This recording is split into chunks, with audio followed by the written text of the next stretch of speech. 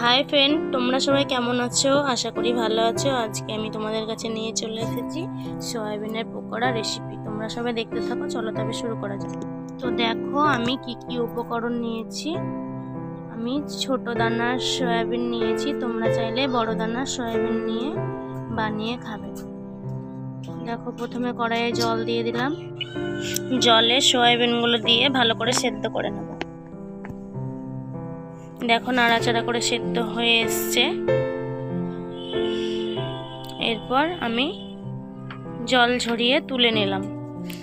দেখো তুলে নিয়েছি। আমি ঠান্ডা জল দিয়ে ভালো করে ধুয়ে চিপে তুলে নেব। এরকমভাবে তোমরাও ভালো করে জল থেকে চিপে তুলে নেবে।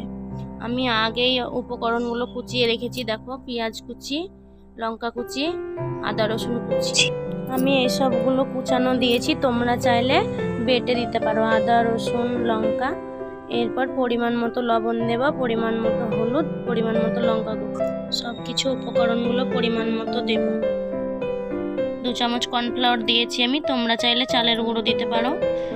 দেখো 2 চামচ বেসন, জিরে গুঁড়ো, ধনে গুঁড়ো, গোলমরিচের গুঁড়ো আর স্বাদ মতো চিনি দিয়ে ভালো করে মিশিয়ে নেব।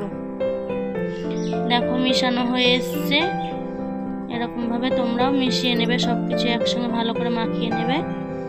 এরপর আমি 2টো ডিম নিয়েছি, ডিম দিয়ে ভালো করে চটকিয়ে মাখিয়ে নেব।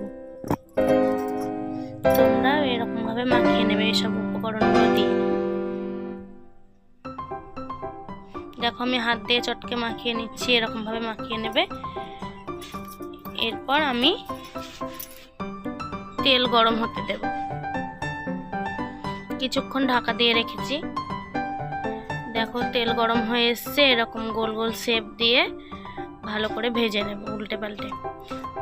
আমি সাদা তেলে ভেজেছি, তোমরা চাইলে সরষের তেলেও ভাজতে পারো। বাড়িতে কোনো গেস্ট আসলে চটজলদি বানিয়ে দিতে পারবে তোমরা। চা, কফি বা এমনি সস দিয়ে খুব ভালো লাগবে সয়াবিনের পকোড়া খেতে। দেখো একদিক ভাজা হয়ে এসছে, আর একদিক উল্টে পাল্টে ভেজে নিচ্ছি। দেখো ভাজা হয়ে গেছে, তুলে নেব। এরকম ভাবে আমি সবগুলো ভেজে নেব। তোমরা এরকম ভাবে সবাই তৈরি করে খাবে, আশা করি খুব ভালো লাগবে। দেখো আমি সবগুলো ভেজে নিয়েছি। ভালো লাগলে অবশ্যই আমার চ্যানেলটিকে সাবস্ক্রাইব করে লাইক শেয়ার কমেন্ট করে আমার পাশে থাকবে। তোমরা সবাই তৈরি করে খাবে, আমাকে কমেন্ট করে জানাবে কেমন হয়েছে। তোমরা সবাই ভালো থেকো, সুস্থ থেকো।